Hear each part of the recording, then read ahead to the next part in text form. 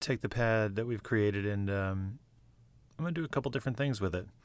The first thing I'm going to do is change the original audio to something else. I'm just going to record a new clip, and I'll record it into this slot because this is the one that's currently armed and the mic is working and everything. And then I'm going to copy that over. I have my guitar here and I'm just going to play a D chord, and what's going to happen is I'm going to move that audio over into these two slots, but all of the effects that are on these channels are going to stay the same. And you'll see how by changing the source audio, I get a completely different type of sound out of it.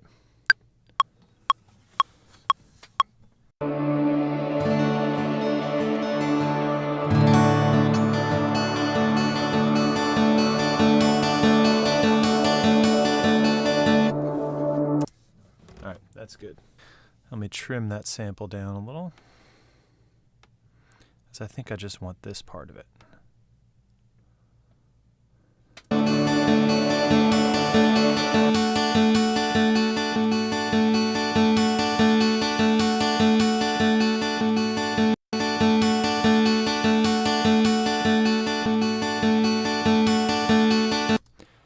All right, so I'm going to move that down here and make a copy.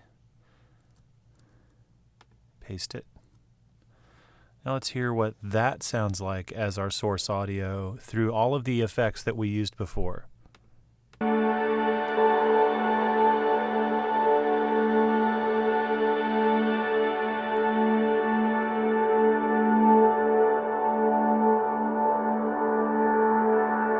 It gives it a completely different character.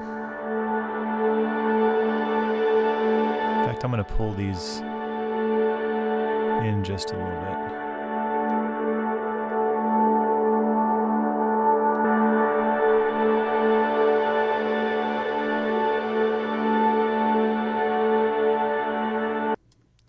So that's kind of a pleasing pad sound too. I'm going to try a couple other things. I'm going to sing a D and see what happens there.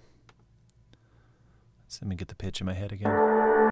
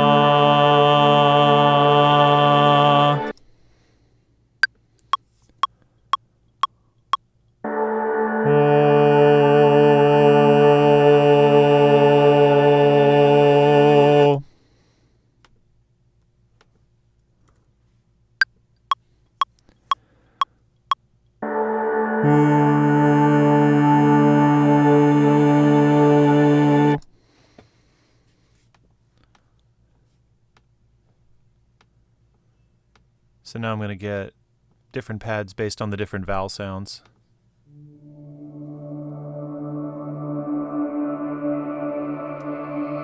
I think that's the E sound.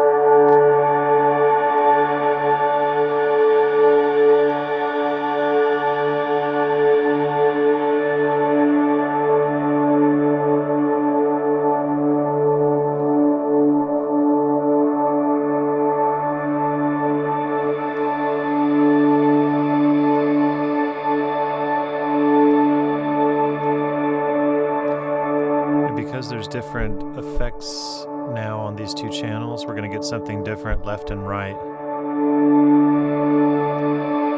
when I put them in both slots.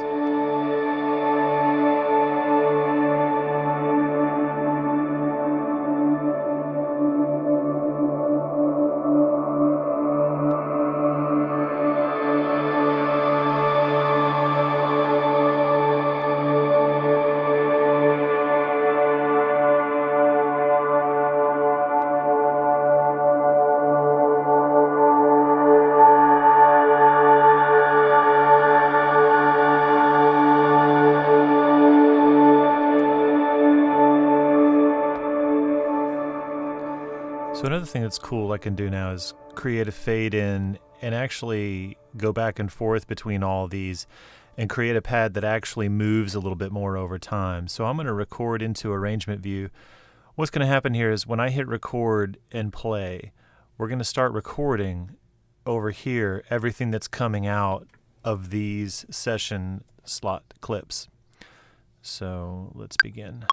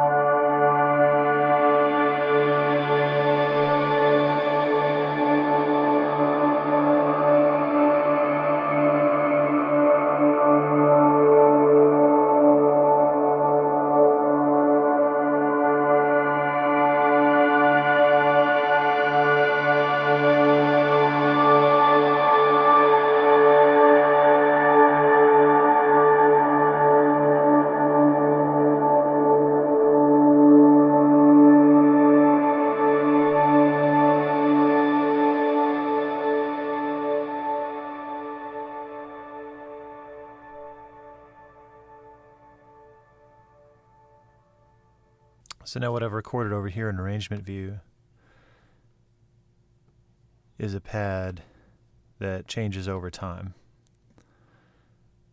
So what I'm going to do now is go back and mess with this a little more. I'm just going to delete all this stuff.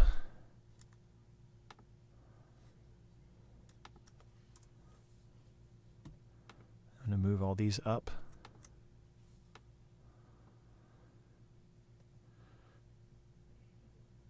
And I think I'm going to mix and match these.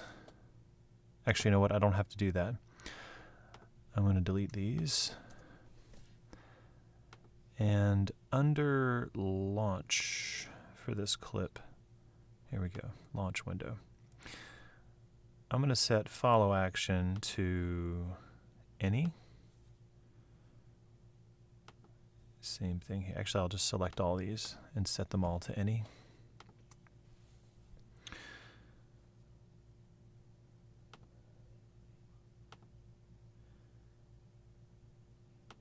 So they're just going to choose at random.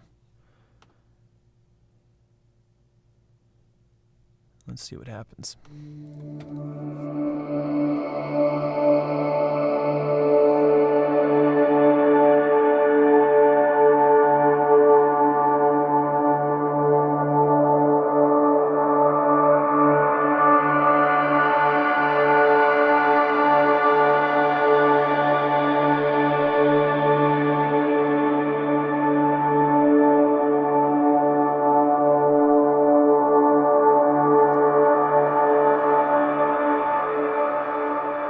Okay, that's pretty cool. I'm going to do something even more extreme now. I'm going to take these 5, copy them, paste them again. I'm going to change the key of these. So, let's see. Let's take all these ones and make a perfect 4th down transposition, which is going to be -7. No, that's perfect 5th down. We want to go -5. And let's take all these ones and go up no, better yet, let's go down. Perfect fifth, -7. So let's see what those sound like.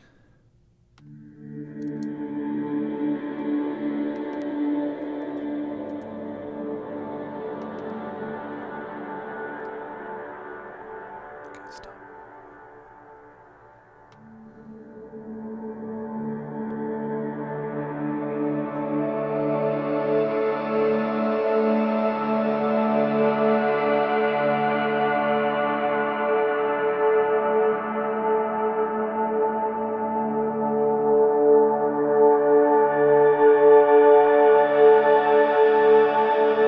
Just getting a little bit more of the key of D major because I've put in these 5 clips are now playing the 4th chord of D major, which is G, and these ones are playing A major, and these ones are all playing D. So when I start both rows going, we're going to hear lots and lots of different notes from within the key of D major.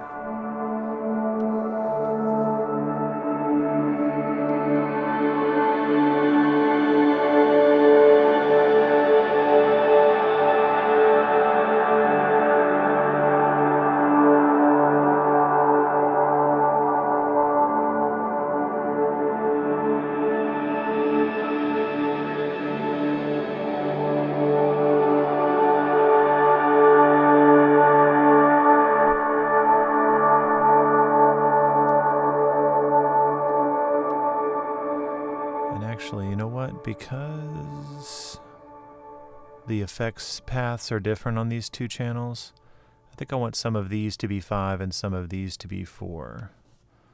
So I'm going to flip-flop like every other one. Now let's see what it does.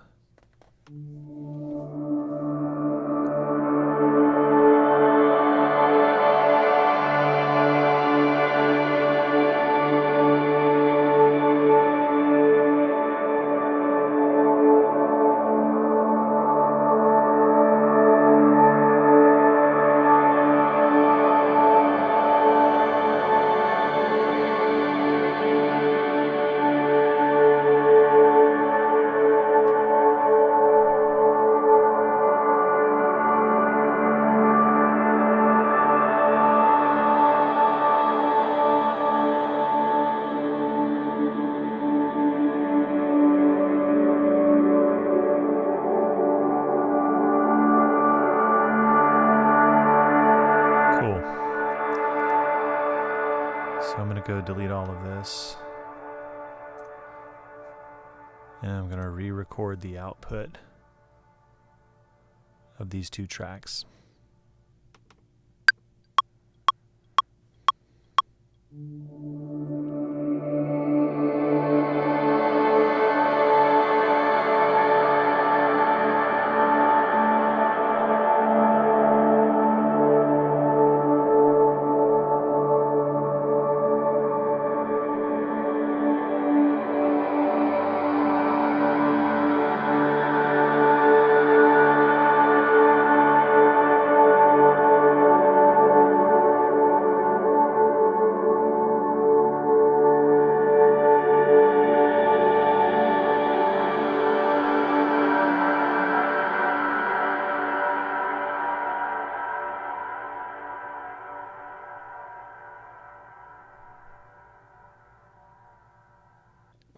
And there we have a very cool sounding pad. And we could do more with this. We could set up dummy audio tracks and set up some auto filter stuff. We could put some more effects on it, beat, repeat, lots of cool stuff to give it more motion. But this is pretty good for just getting into it. I'm actually going to play around with this some more and see if I can get it to do some more stuff, but I will do that off camera. So enjoy.